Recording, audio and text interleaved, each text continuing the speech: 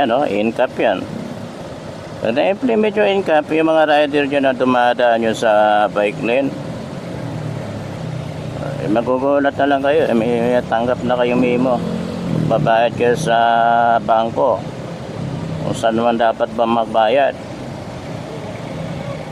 Akala nyo ganun-ganun na lang yan ha. Tapos sasabihin nyo